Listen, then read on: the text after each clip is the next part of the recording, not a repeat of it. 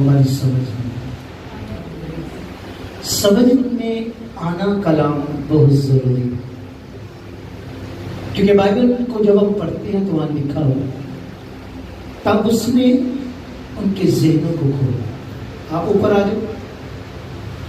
तब उसने उनके ज़हनों को क्या किया जी? खोला, ताकि वो किताबे मुकद्दस को समझ सके।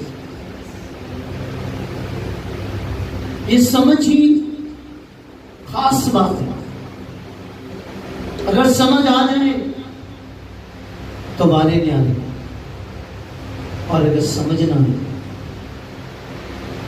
तो फिर मुश्किल हो जाएगी। और अगर हम समझना ना चाहें तो ये खतरनाक हिस्सा। तो आइए, ये दुआ है मेरी कि खुदावंद इस कलाम को आसान लफ्जों में हमें सिखाए, ताकि हम समझ सकें और फिर उसके मुताबिक जिंदगी बसर कर सकें। आमीन जी। आइए जोरदार तालियां यीशु के।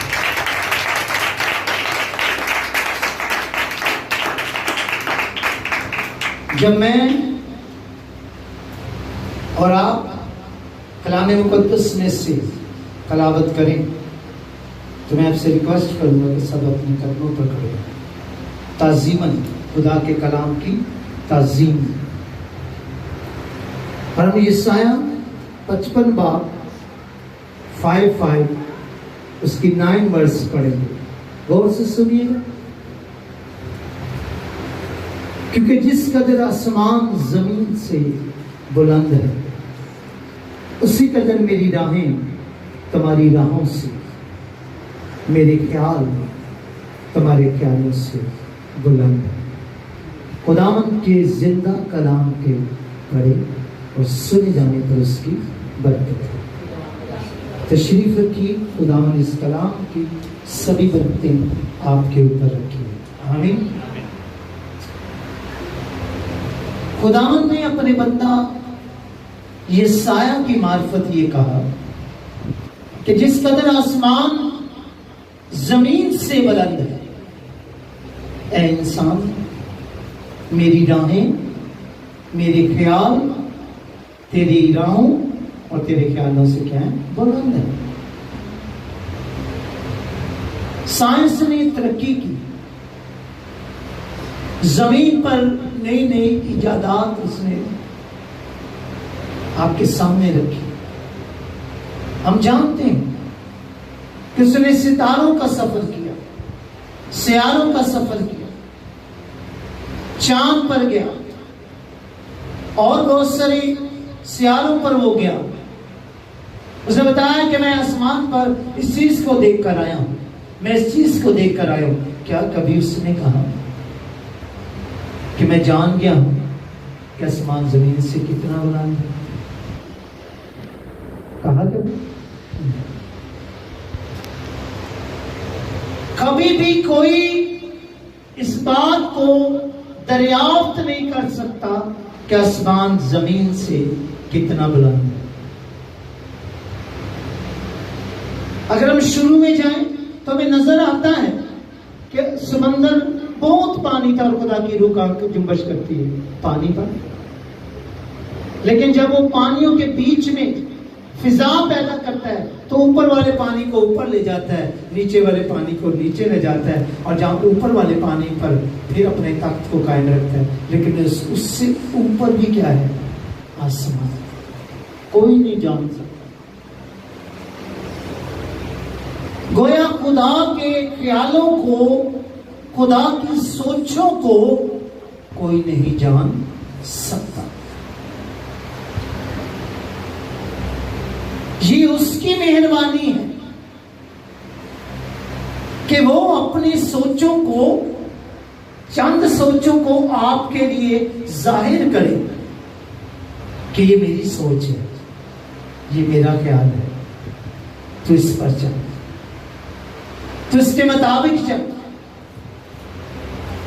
ये उसकी मेहरबानी, ये उसका फजल है, ये उसका प्यार है, ये उसका रहम है कि वो आप पर क्या करे? अपना को ख्याल जाहिर करते। और अगर कोई ये कहे कि मैं उसके ख्यालों को जांच लूंगा तो ये नामुमकिन है, ऐसा होना बड़ा मुश्किल। तो आइए एक जुमला सीखते हैं, यिर्मयाह 29 बाब उसकी 11वीं आयत में, जहां खुदा कहता है, और क्या कहता है? कहता है कि मैं अपने ख्यालात को जो मैं रखता हूं उसको जानता हूं कि वो कैसे हैं। हम ईमान रखते हैं कि हमारा खुदा अपने ख्यालों को जानता है कि उसके ख्याल, उसकी राहें कैसी हैं। क्या आप भी जानते हैं अपने ख्यालों को? हाँ जी, क्या आप जानते हैं अपने ख्यालों को? हाँ ना तो कहें, बोले जानते हैं, आप भी जानते हैं। आप भी अपनी राहों को जानते, अपने ख्यालों को जानते हैं। लेकिन खुदा कहता है, ऐ इंसान, मैं जो अपने ख्याल रखता हूं और मैं अपने ख्यालों को जानता हूं, वो सलामती के ख्यालात हैं। आमीन। वो सारे क्या है जी? सलामती के, अच्छे ख्यालात, बुरे नहीं, अच्छे ख्यालात हैं। तो आइए खुदावंद के अच्छे ख्यालों में से एक ख्याल जो है वो माशी तौर पर हम जरा सीखते हैं। एक ख्याल आपके सामने रखने लगा।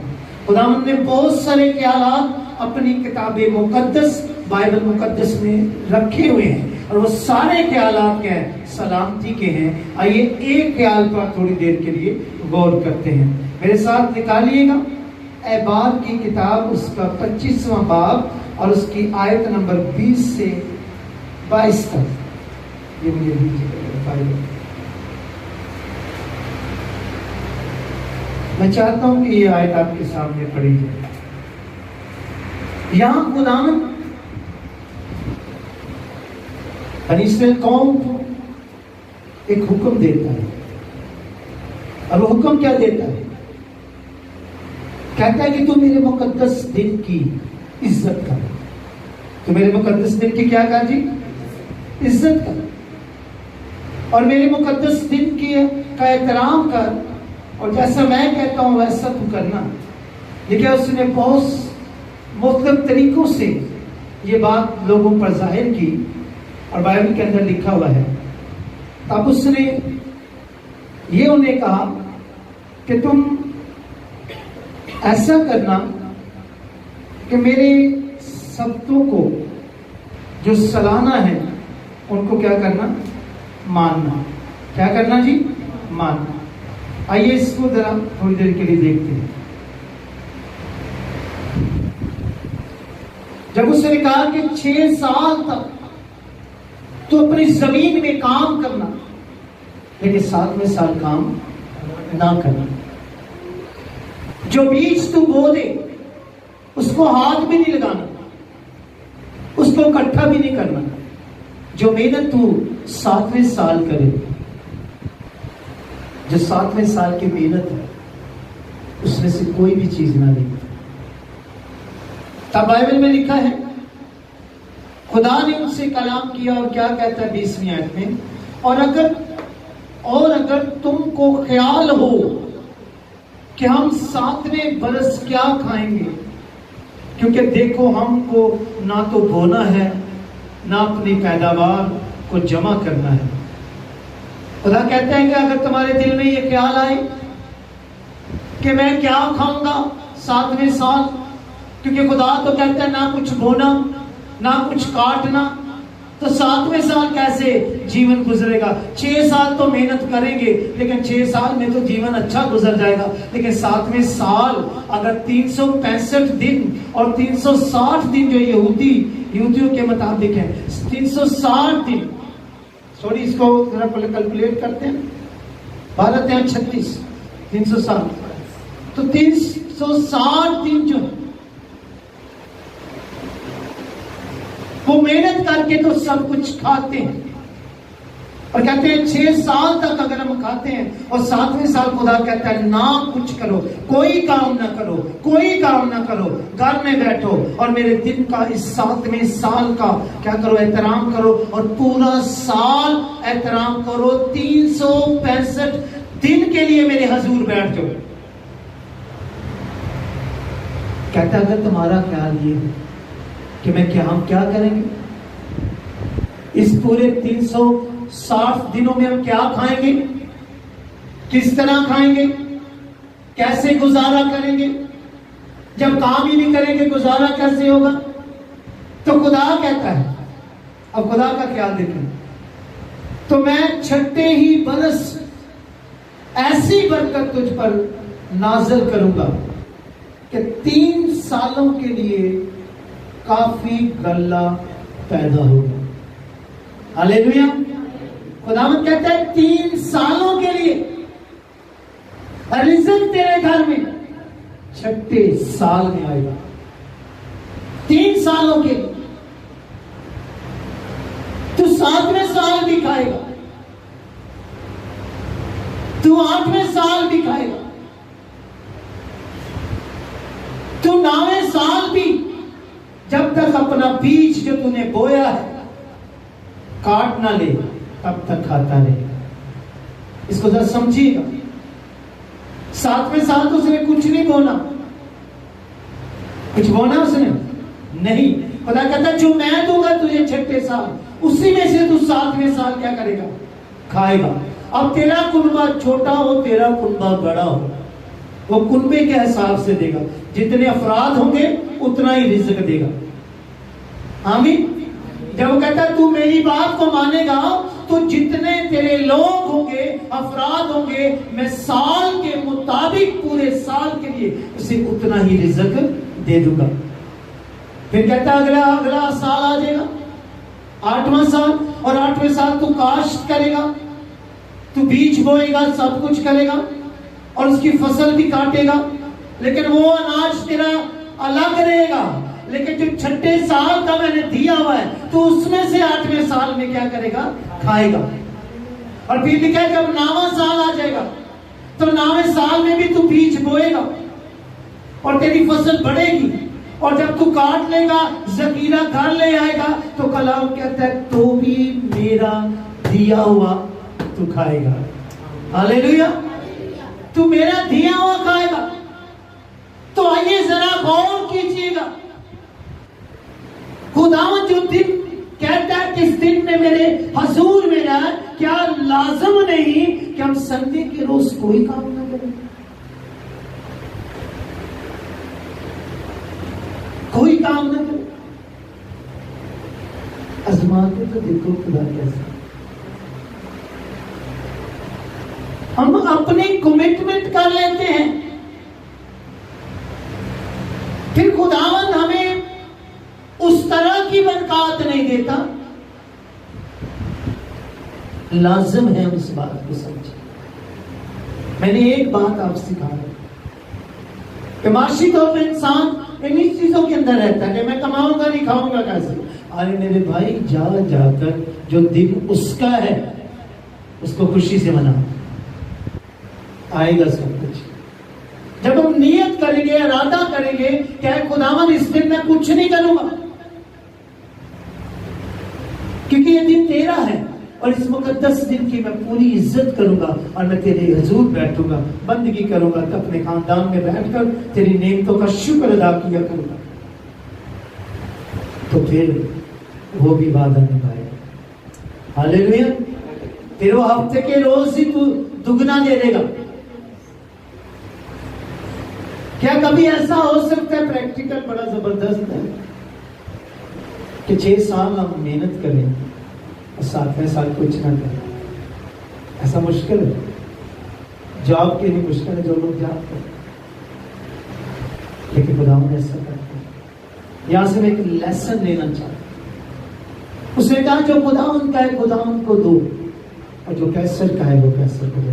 आओ एक दिन हफ्ते में संडे का होता है, कुछ भी ना करें। क्या लिखा है? कोई नौकरी, ये कहता है कोई खादमाना काम ना हो इनमें। अगर हम खुदावंद से बरकत पाना चाहते हैं तो हमें खुदा की सोच के साथ खड़ा होने की क्या है जी, जरूरत है। उसके ख्याल के साथ खड़ा होने की जरूरत है। अगर हम खुदा के साथ खड़े नहीं होते और इस तरह की बात करते हैं जिस तरह की खुदा कहते हैं कि तुम सोचोगे कि हमने बोया ही नहीं, काटा ही नहीं, काम नहीं किया, कैसे खाएंगे, कैसे, फिर कहता है फिर नहीं, फिर नहीं। और अगर तू ये मान रखे कि मेरा खुदावन जो है वो मुझे देगा और उसने मुझे दिया हुआ है, वो जो पीछे दिया है वो इसीलिए तो दिया है ताकि तू एक दिन में उसके हजूर आकर खड़ा तो हो सके, उसकी मदद सराई तो कर सके। जी बहुत सारे लोग हैं जो जॉब करते हैं, गवर्नमेंट जॉब करते हैं, लेकिन तो भी संडे को बाहर निकलते हैं। क्यों? क्योंकि वो उसके दिन की इज्जत नहीं करते। जरूर है कि हम इन बातों को समझें, अपने खानदान के बीच में आओ, उसकी शुक्रगुजारी करो, अपने बच्चों के समेत उसकी शुक्रगुजारी करो और उस दिन को खूब बंदगी करो, इबादत करो, मजमा जमा करो। कलाम में लिखा मजमा जमा कर,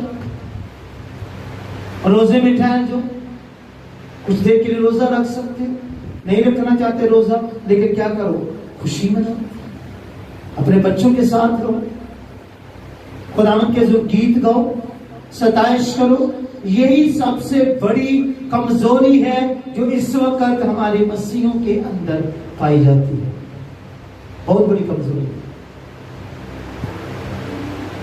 इसीलिए वो कहते हैं इंसान तेरे ख्याल और मेरे ख्यालों में बड़ा फर्क है।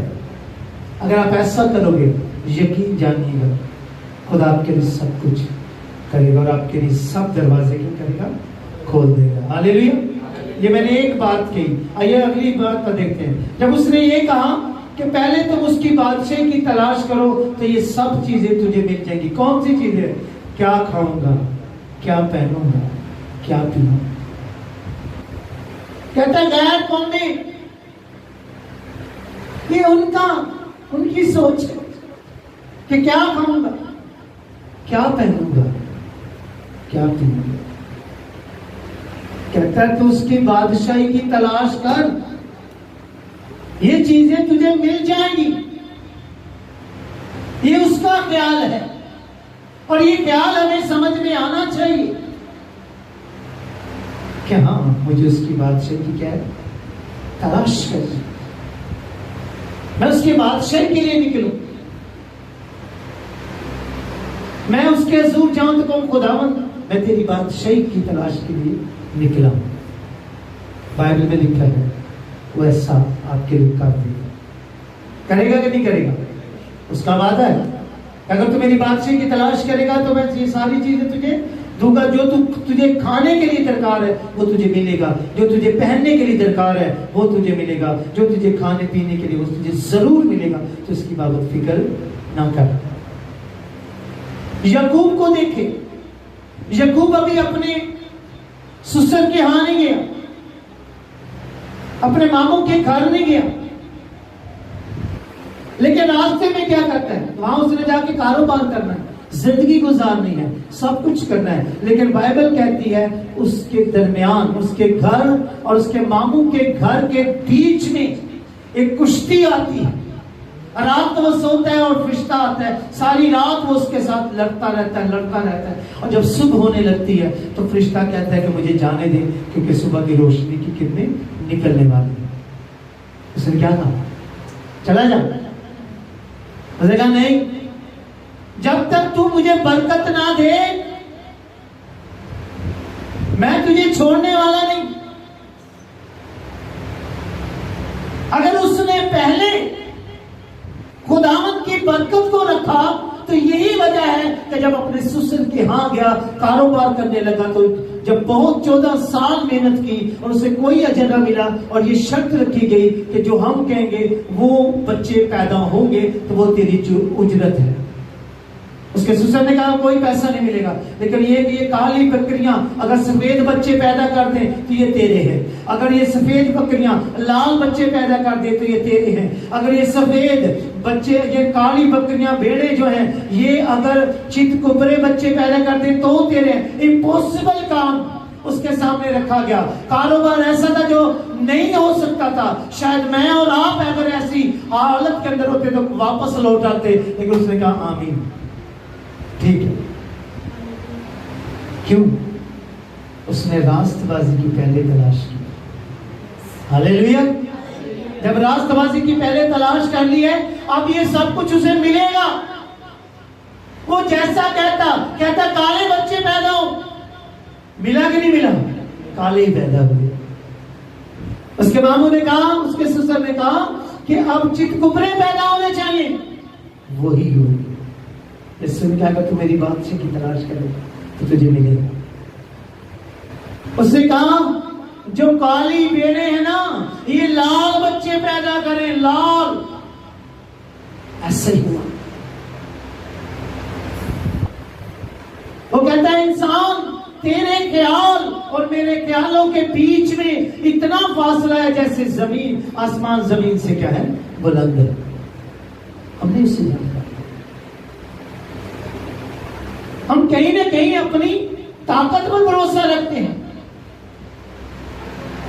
हम अपने ख्यालों के अंदर रहते हैं, और जब हम अपने ख्यालों को आगे लेकर चलते हैं तो होता क्या है? मेरे भाई मेरी बहन, जरा गौर से सुन लीजिए। इब्लीस आपके ख्यालों में मिलावट कर सकता है, लेकिन खुदा के ख्यालों में वो आपके ख्यालों को तो गलत कर सकता है, लेकिन खुदा के ख्याल को नहीं।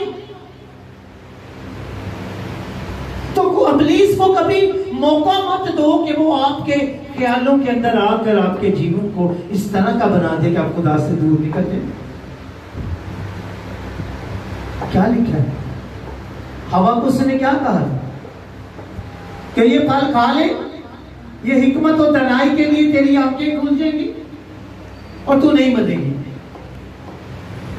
और उसकी सोच के अंदर गया वो, उसने पूछा क्या खुदा ने मना किया? उसने कहा हाँ, खुदा ने कहा कि सारे दरख्तों का फल खाओ, लेकिन इसका नहीं खाना। उसने कहा क्यों? कहते मर जाओ। कहते नहीं मरोगे, नहीं मरोगे। उसने मौका दिया उसे। अगर वो इस बात पर ईमान रखती तो खुदावन ने कहा कि नहीं खाना तो मतलब नहीं खाना। ये खुदा की बात है, नहीं खाना मतलब नहीं खाना। जब वो कहता है कि बादशाह की तलाश कर, सारी चीजें मिल जाएगी, तलाश तो करके देखो। जब वो कहता है मेरे दिन को मुकद्दस जान कर तो देखो, उस दिन ना करो कुछ, रोटी भी मिलेगी, सब कुछ मिलेगा, वो सब कुछ देगा। वो दिलों और गुर्दों की जांचने वाला है। हम कभी दिल में उसके लिए ऐसी ताज़ीम रखते नहीं, इसलिए छठे दिन में हमें वो दुगना देता ही नहीं। जब छठे दिन में कैसे वो आपको देगा? अगर मैं और आप इस दिल को, अपने दिल के अंदर ये तमन्ना रख लेंगे, ये ख्वाहिश रखेंगे, ये नीयत पैदा कर लेंगे कि हमने संडे के रोज कुछ नहीं करना, सिर्फ खुदा को इज्जत और जलाल देना है, तो फिर वो छठे दिन को आपको देगा, है ना? फिर छठे दिन में आपको बाहर निकलने की जरूरत नहीं पड़ेगी। आप अपने बीच में, अपने बच्चों के बीच में उन चीजों को लाकर, जो खुदावंद आपको छठे दिन में देगा, लाकर रख कर उसकी शुक्रगुजारी करके कहोगे कि खाओ, ये खुदावंद ने हमें दिया है। देखो खुदावंद ने हमें पहले से दे दिया। आज मैं आपके साथ और खुदावंद के साथ हम मिलकर उसकी तारीफ करेंगे, तमजीद करेंगे, उसी के नाम को मुबारक कहेंगे जो हमें, जिसने खाने को दिया है।